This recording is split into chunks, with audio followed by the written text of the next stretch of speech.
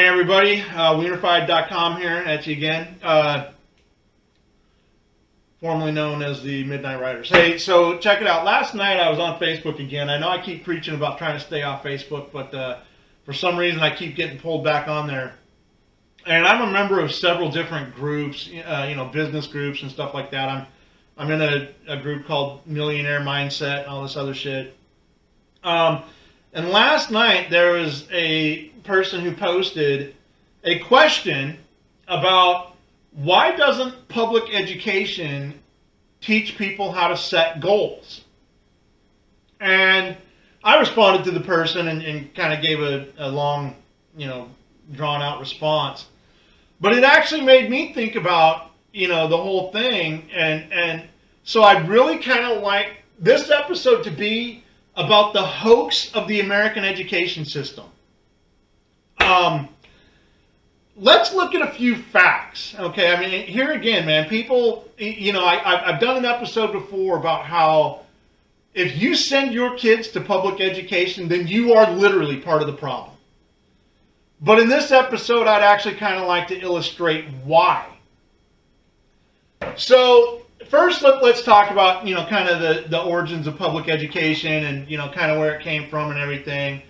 So, public education in America has basically existed from, the beginning of the Pilgrims. Really in about 1635, there was like, for example, in Boston, they had their Latin school. So there has been some form of formal education really since the beginning, right? Europeans brought it with them. Europeans have been studying. We could go back to, Alexander the Great, being a student of Plato and Aristotle and all that kind of stuff, right? So we're talking thousands of years ago.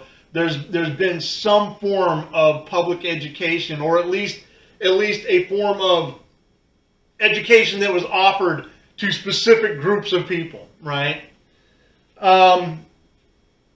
Really, so here again, like the Latin school of Boston was a pretty good example. Obviously it only admitted, specific students, but there was educational resources available even before the American Revolution. After the American Revolution, when America became America, really, we see a guy named, let's see here, what was his name? He was a German immigrant, Horace Mann. And he was part of the Puritan movement, and we really see him as kind of setting up. Here again, he was actually a Massachusetts legislator, and he set up kind of the that state's board of education. And this is in 1830, so this is really where we see kind of like people requesting. The 16th Amendment didn't exist then, so. Really, it was kind of like it wasn't a taxation, but this is where we kind of see a real big push for community putting funds towards public education, right? Is kind of with the beginning of this Horace Mann movement.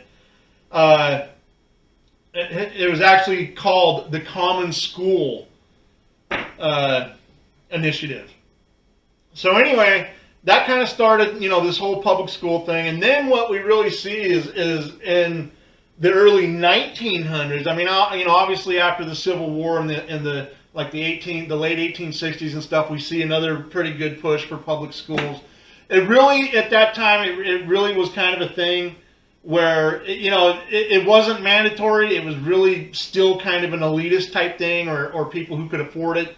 Richer people that could actually afford to send their kids to school. Here again, there was no such thing as a taxation clause, so it was a voluntary system, and it really was kind of that elitist type of thing where if you came from a rich family, then you were going to be formally educated, and if you were just some poor peasant, then you were lucky if you'd learn how to read and write.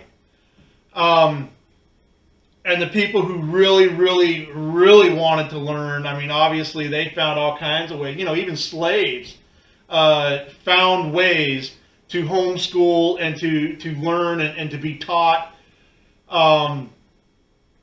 And so it was an interesting system. And then when we get into the early 1900s, right, like right around World War I time frame, you know, the 16th Amendment and the 19th Amendment, those two in particularly were important. You know, that's when we start seeing this huge push for public education.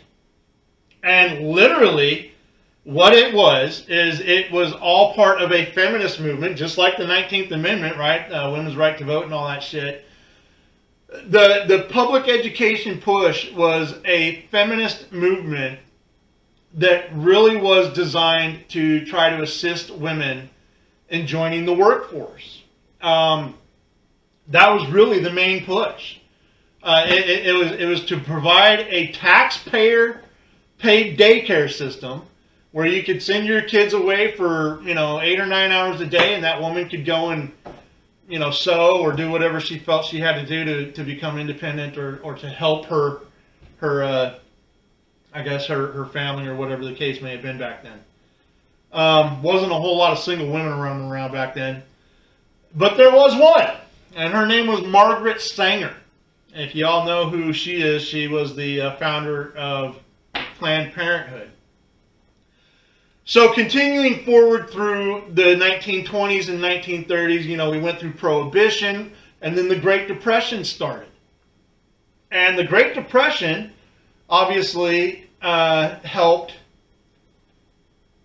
the Roosevelts, right? FDR get elected.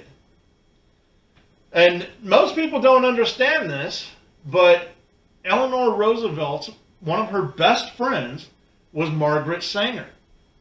And so the Roosevelts were being lobbied and pushed on some pretty extreme levels to keep developing these public school programs. And, you know, this is when the New Deal came about. I mean, I can read this to you. So, Margaret Sanger was actually...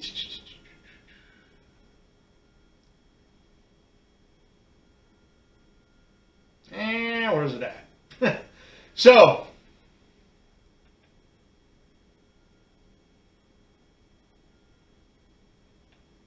anyway, the New Deal put out a thing, and they said the purpose of public education was to train students to become skilled workers while teaching them the traditional core academic disciplines.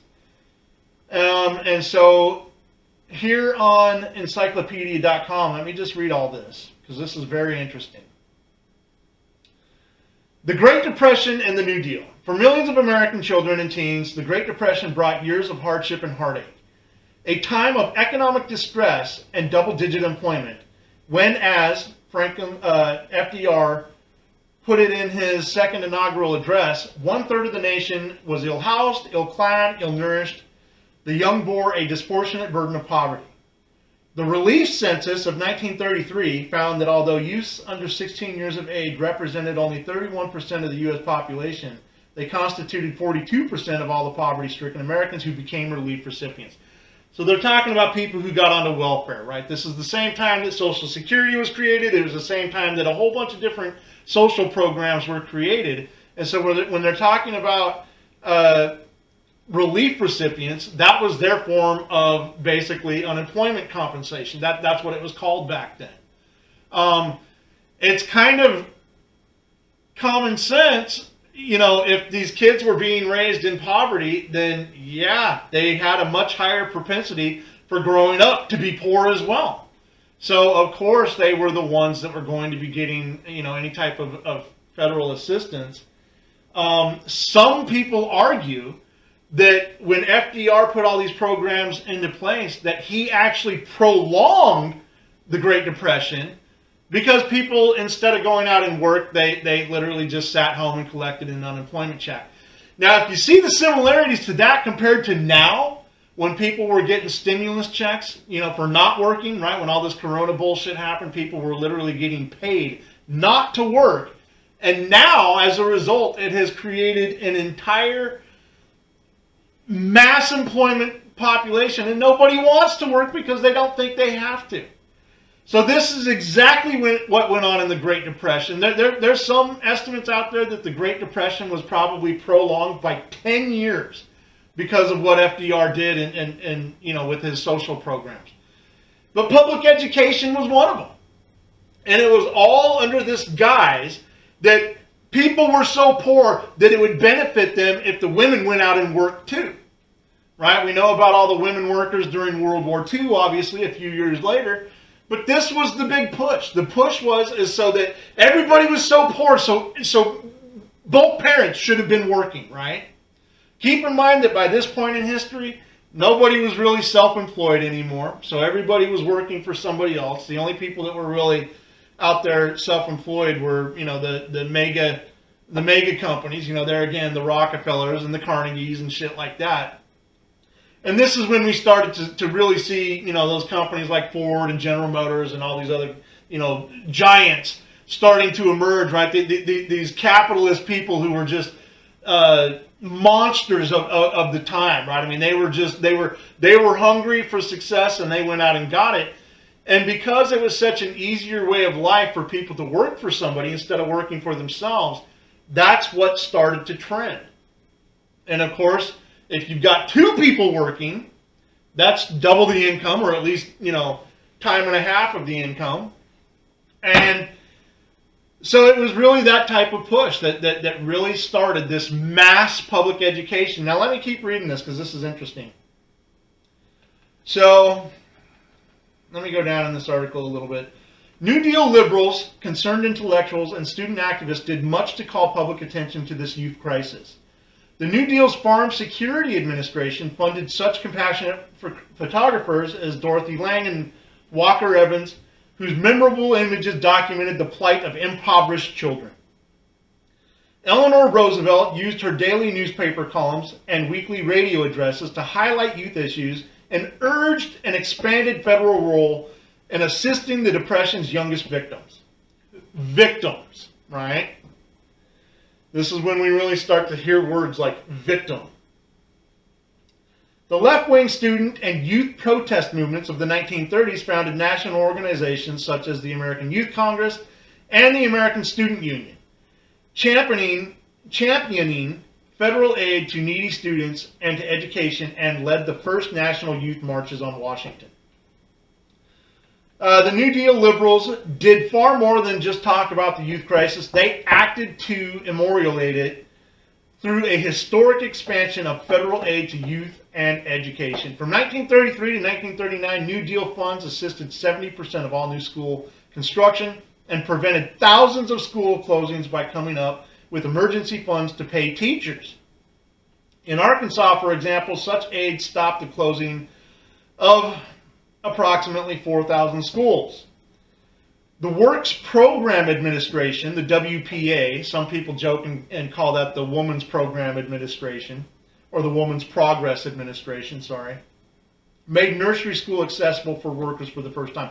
Let me repeat that. So the WPA made nursery school accessible for workers for the first time.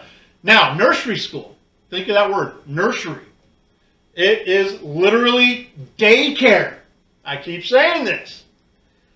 Paid for by the taxpayers, 8 hours a day so that these women could go join the workforce. It was called a nursery. All right. For the first time, establishing almost 3,000 free nursery schools in 1933 and 1934. By the end of the Depression, the WPA had provided more than 1 billion free school lunches to needy students. Work-study jobs provided by the National Youth Administration enabled more than 2 million low-income students to continue their education and funded 2.6 million jobs for out-of-school youth. While the Civilian Conservation Corps also provided temporary work relief and training for male teens. Even adult-centered relief agencies indirectly aided youth, as parents funded the Federal Emergency Relief Administration and the Works Progress Administration. Those still poor were better able to provide their children with the basic necessities of life. So here we go. And this was actually the push. The push was, basically the Democrats were telling people that if your children don't get educated, that they will not have any chance of success whatsoever. The push was saying that if you send your kid to school, that they will be guaranteed to have a job. So this is the end of entrepreneurial spirit in America, right? This is basically the end of people learning through natural survival how to, conduct commerce and basic necessities for a bartering system or a trading system. So this is really where you see entrepreneurialism just take a head dive. Is right here in about 1933 with this push for public education. Again, it was easier to work for somebody because you didn't have to risk losing anything. You didn't have to risk not bringing in enough revenue. And so the average man began to say, man, it's just a lot easier for me to go and work for Ford or for me to go and work for the railroads or whatever the case may be. Let's send our kids off to school. Our women can go ahead and work a 9 to 5, and they can, they can be to work and be back home and take care of the kids. And this is really where we see the emasculation of the American society start. So here again, they were better able to provide their children with the basic necessities of life. So in other words, they weren't able to provide them with the basic necessities of life before the government jumped in and said, hey, let's educate your children. Right? So keep all this in mind. The New Deal funding helped the United States to bounce back from the educational crisis of the early Depression years. Again, some people actually say that it prolonged it, but I'm not here to argue that. Thanks in part to federal aid to students, high school enrollments rose from 4,399,000 at the opening of the Depression to 6,545,000 by the end of the 1930s. At the college level, NYA funds helped low-income students stay in school by providing 12% of the college population with work-study jobs. Thus, after a decline in enrollments from 1932 to 1934, college enrollment increased during the second half of the 1930s, so that in 1939 enrollment stood at about 1.3 million. Here again, if people can go and do something for free without taking risk or without actually having to physically work, they're probably going to choose to do it. Right? If you've got the opportunity to go to college, and listen, at these times, education still had some significant power to it. I'm not saying that it wasn't useful, right? I'm not saying that if you didn't obtain a college degree, you were going to be in a much better position than somebody who didn't. But it was all part of the industrialized process of working for somebody else, right? And so let's keep going. Let's look at how this goes. I mean, we know about all the 1930s crap. We know about World War II, right? We know that specifically when FDR created the GI Bill, for example, we know that was a big deal, right? A lot of guys coming home from war were able to use that and kind of further their education. And there again, a lot of those men, a lot of them didn't even know how to read or write. A lot of them were poor people who grew up on farms in rural areas. They were drafted into the military during World War II. They fought for their country. They came home. And so a lot of them, my grandpa actually used the GI Bill when he came home from Germany. He actually used the GI Bill to go to college in Chicago, and he became a licensed electrician through his GI Bill. It didn't do him much good because he went on to inherit the family farm in Montana. And, even though he might have done some electrical work, on the farm as far as building his own houses and that kind of stuff, but he never turned it into a profession. So, but there were a lot of people that used that type of resource. Let's see here. The New Deal realized another long-term goal of progressives, and that was the outlawing of many forms of child labor. Here again, putting children in school meant that they weren't in the workforce. While historic in their expansion of the federal role in promoting child welfare, the ADC and the child labor ban had problems in both design and implementation, which delayed and in some cases blocked their assistance to children. Traditions of localism and states' rights combined with budgetary constraints to delay the participation, especially in southern states, in the ADC, so that states such as Mississippi and Kentucky did not join in this child aid program until the 1940s. And southern states tended to apply standards in racially discriminatory manner, denying the mothers of independent children, especially in black families, when they deemed them morally deficient. The child labor ban did not apply to some of the most exploitative fields where the young worked, including agriculture and street trades. So, obviously it still wasn't affecting everybody at this time. The liberal reformist ethos of the 1930s affected child rearing and educational discourse. In Babies Are Human Beings, an interpretation in 1938, a popular child rearing book by C. Andrews Aldrich, parents were urged to heed the emotional needs of their children, to display affection towards them, and provide them with security in a changing world. This was a warmer and more child-centered approach than the behavioralist parenting guides that had proven so influential in the 1920s.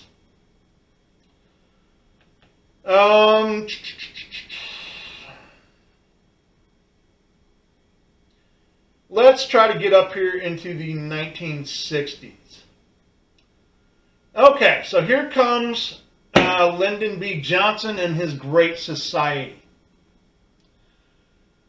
So, much like progressive education, New Deal liberalism promised more than it could deliver to the children of the Depression era. The NYA, through assisting millions of needy youths, missed many more than it could help because of budget constraints, often operating programs on a racially segregated basis, and did not outlive the Roosevelt administration. Lyndon B. Johnson and the NYA revived the NYA-style federal aid in the Great Society youth programs during his presidency in the 1960s. All right, so let's get to that.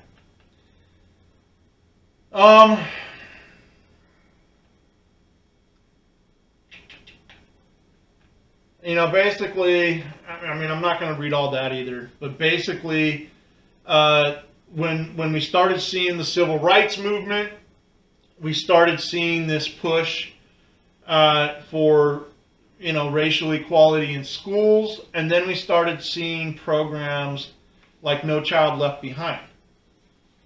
And I would argue, and here again some people are going to get really offended by this, but I would argue that it was actually these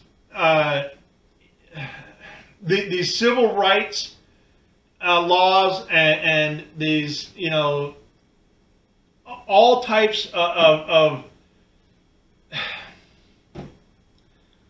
here's the thing, and this gets back to the question of why doesn't school teach people how to set goals? And here's the answer. The answer is because when you put everybody on a level playing field and when you try to make everyone believe that they are equal, then this takes away natural competition, right? Because in order to set a goal, this means that you have to have a winner and a loser.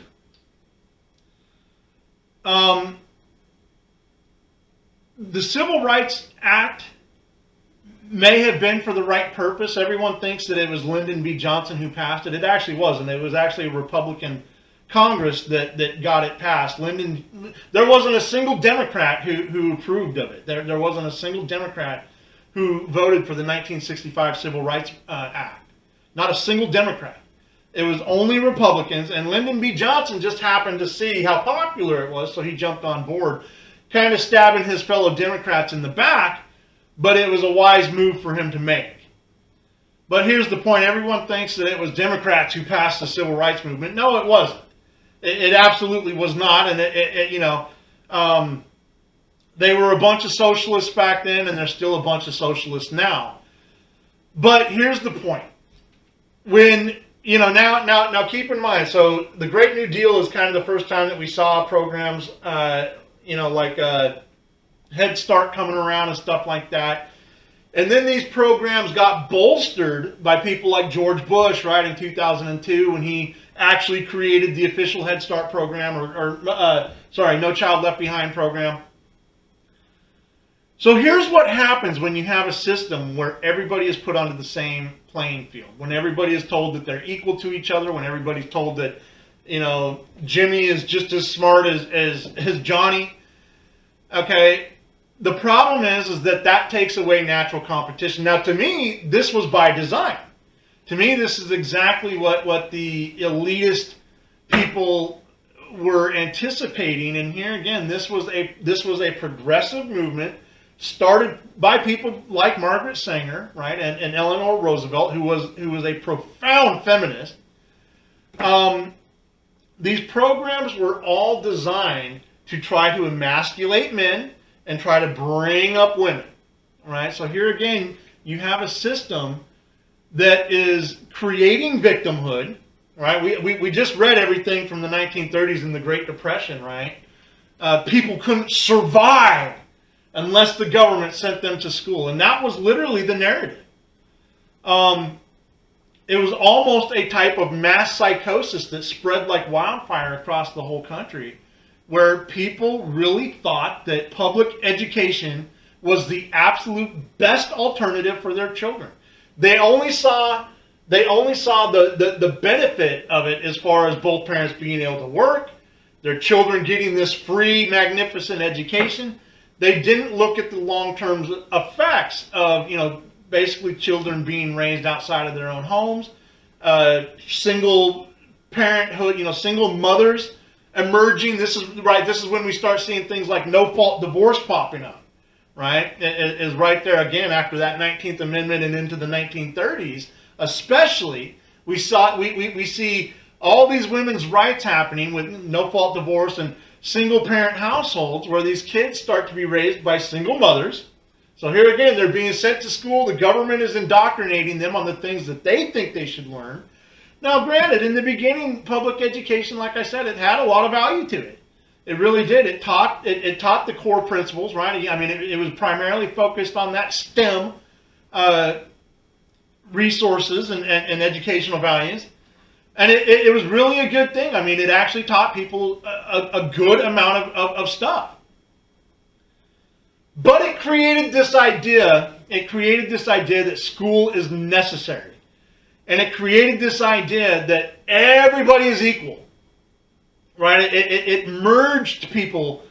And it forced society. It didn't come along organically. It literally forced people to say, look, man, this kid this 8-year-old kid is going to be just as smart as this. Started making laws, like I said, like No Child Left Behind laws, where it was literally impossible for one kid to be graded, determined on his intellectual ability. And this is how we have a system now of people not knowing or not being taught how to set goals. Now, we saw the decline of entrepreneurship and all this kind of thing, right? I mean, especially going up into the 1950s, the 1960s. The 1960s was basically the end of entrepreneurialism in America, right? The baby boomers. The World War II generation was really the last generation of mass entrepreneurs. And then we see where it just cuts off, right? The anti-Vietnam, pro-love, pro-hippie, pro-Woodstock. We call them the baby boomers, right? We call them the most liberal generation in American history, right? These are the people that were, basically, teenagers and young adults in the early 1960s. These are the people who did the protesting against Vietnam. These are the people who, created groups like the Weather Underground and the Black Panthers and all this kind of shit, right? These were very liberal people who, and here again, for whatever reason, maybe it was because their parents were a little too hard on them or whatever the case may be, But these people grew up to be incredibly liberal. Now, I'm not saying everybody from that generation, but obviously the baby boomers is really where we see the decline. We see the mass enrollment into collegial level education, right?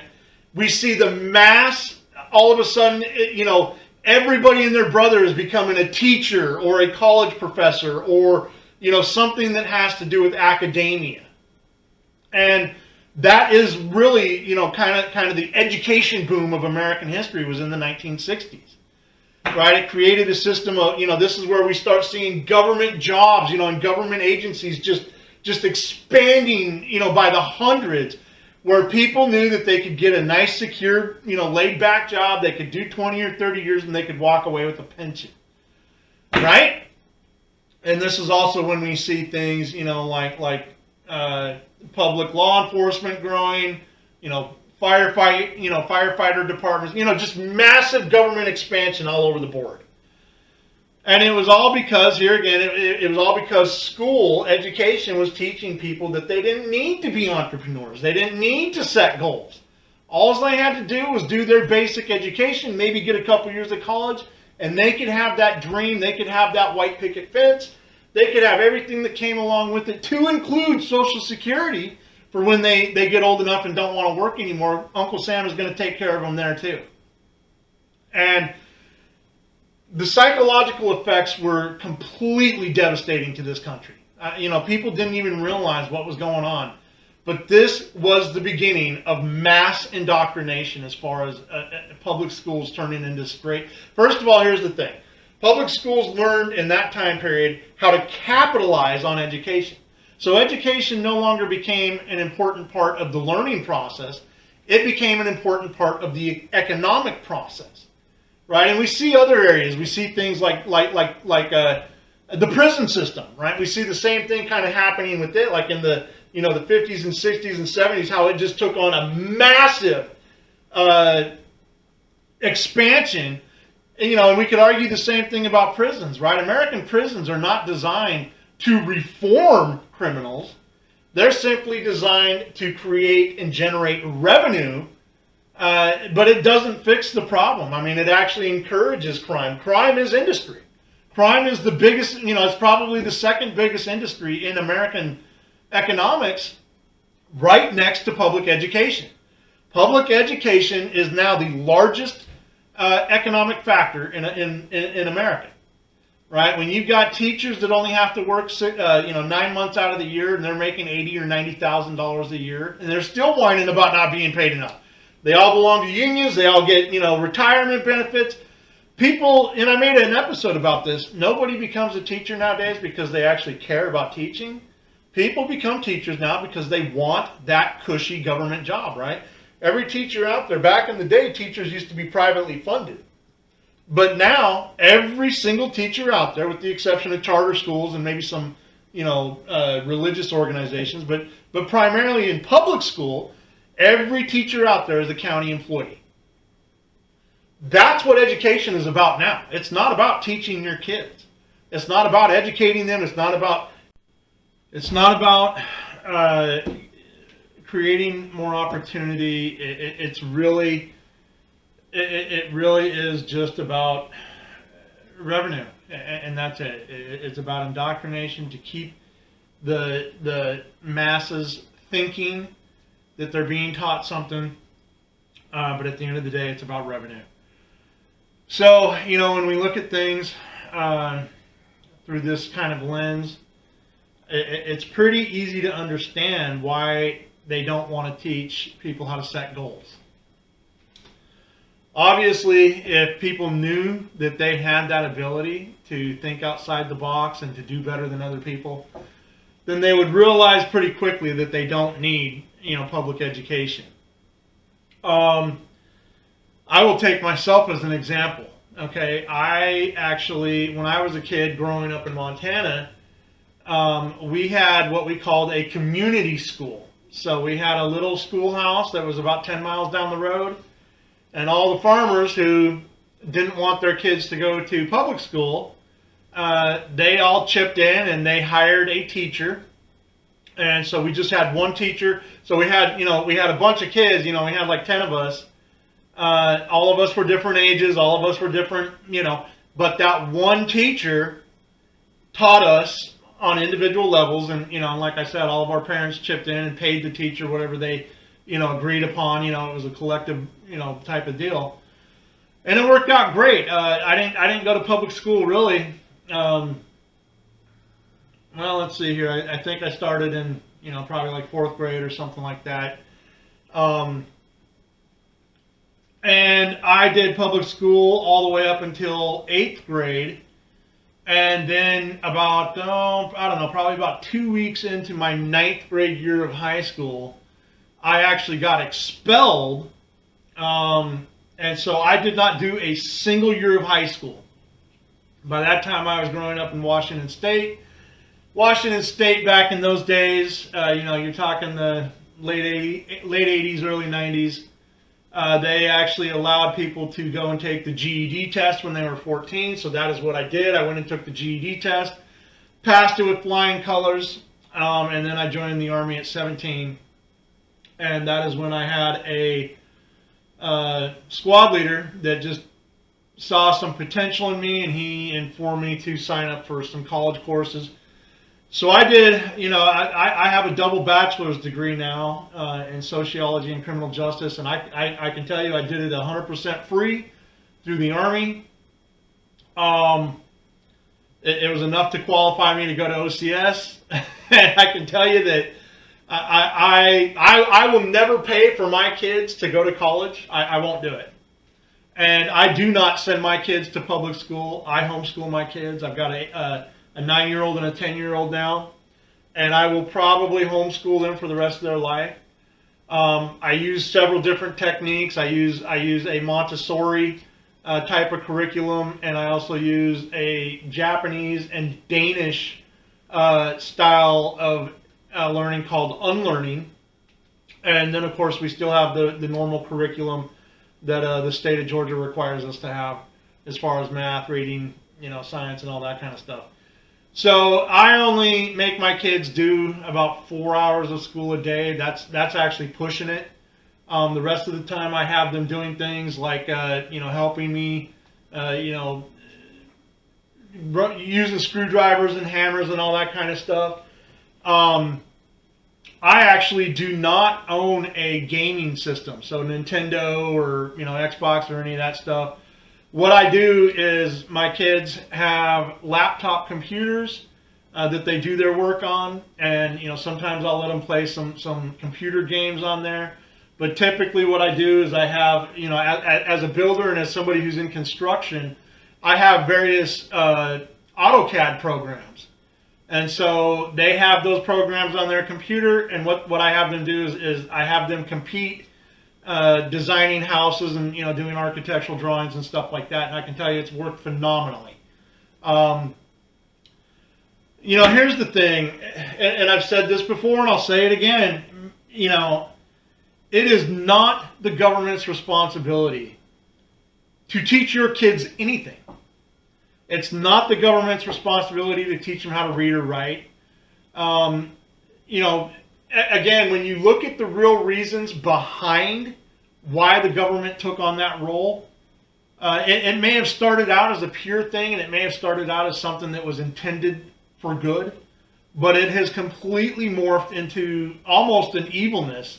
When we're talking about teaching kids critical race theory, right, you don't have any control about when your kids are learning sex education. And this, to me, I don't have a problem with that. I just have a problem with the type of sex education that they teach, because I don't agree with it.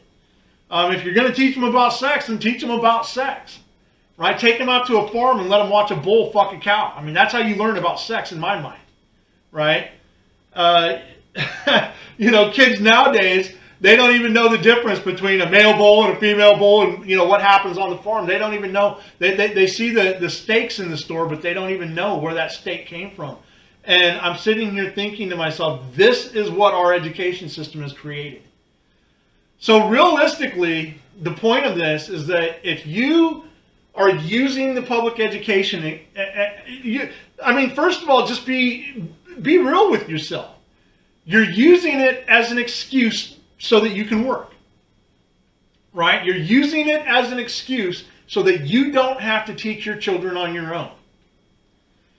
And here's the thing. If that's what you want to do, that's your prerogative.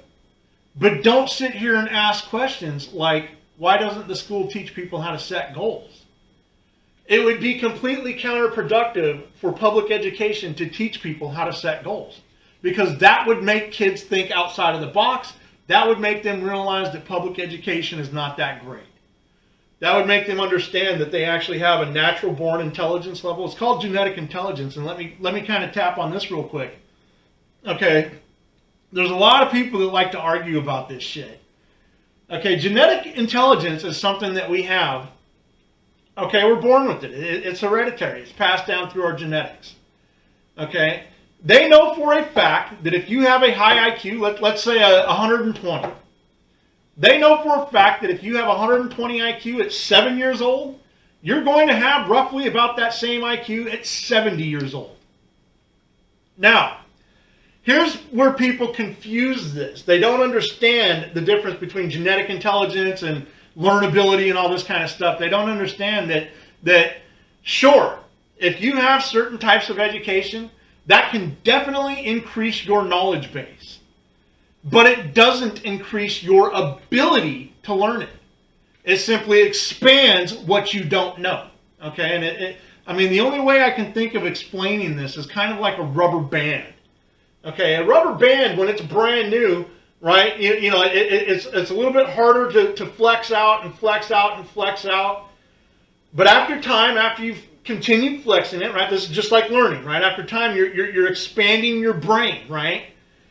But the rubber band can only go so far before it will snap and break, right? I mean, that's the same concept.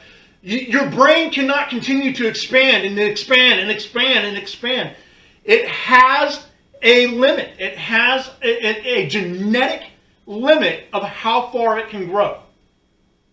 So even though you may not know the same thing at 7 that you'll know at 70, your ability to learn it is the same. It doesn't change. And that's what we talk about when we talk about genetic intelligence. Of course, reading and writing and traveling and experience things is going to expand your mind. It is going to give you a much broader knowledge base. But if you don't have the ability, if you don't have the total expansion size already there, then you're not going to be able to learn it. It's that simple. I try, I tell people like this. If everybody could be successful, then everybody would be successful, right? And when we look at intelligence, how it's a direct correlation to success, I have no problem admitting that I will never be Bill Gates. Right? You have all these academic people, and you have all these equality people. And they're teaching people that you can do anything that you want in life. Well, no, you can't. No, you can't. There is a limit to what you are genetically capable of doing. Now, that doesn't mean that everybody can't do better, because everybody can. Everybody can do better if they have the right mindset. But to have the right mindset to truly be successful, it requires a specific type of intelligence. And I have no problem admitting I'm a pretty smart guy. I've done very well in life. I'm very successful. Again, I didn't do a single year of high school, and I didn't need to. I still scored. When I went and took my Army ASVAB test, I still scored a 117 GT. Okay, that's with 0 high school. That's with 0 studying. Right? It qualified me to get into Special Forces school. It qualified me to, like I said, become an officer. So there's a whole bunch of things that my genetic intelligence was able to get me in life that most other people wouldn't have been fortunate enough to get. But here's the thing. When we have a public education system that demands that everybody is equal, you're going to lose that natural competition. You're going to lose that ability to drive. And I'll say this as far as public schools. In the old days, this actually is why they had sports. Right? This is actually why they had extracurricular. And that's, think of that word, extracurricular. Right? That's kind of what it means, is it's taking a select group of people that have the ability to do it, and is pushing them into a group to try to make them excel above and beyond everybody else.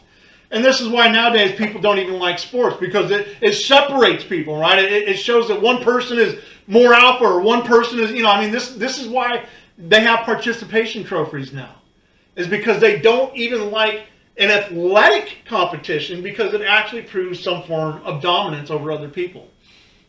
So think about all this. This is what I'm telling you.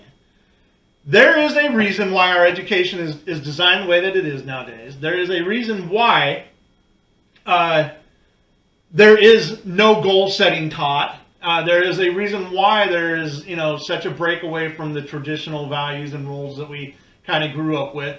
And really, when you look at the liberalism of school, ever since, I'm talking, there again, going back to Aristotle and Plato and all that kind of shit. I mean, the free thinkers out there, that may have been the way of the ancients, but it's not the way of the moderns, right? Free thinking is about control. It is about indoctrination. It's not about enlightenment, and it's not about true education. It's about forming a system of people who operate at the same level throughout their entire lives. So, really, I don't know what else I can say about this. Here again, if you are sending your kids to public school, then you are part of the problem. It is not the government's responsibility to raise your damn kids, man. It is not the government's responsibility to teach your kids. Here again, going back to the women's rights movement and the breakup of the nuclear family, public education gave women a reason not to need to be married, right? They could knock out a couple of kids, they could send their kids to school or daycare or whatever, and they can go and provide for themselves. They no longer need a man to do it for them. That's one of the devastating effects of public education. Disagree with me all you want, but that's a fact. So, I think that this is about all I can cover on this subject.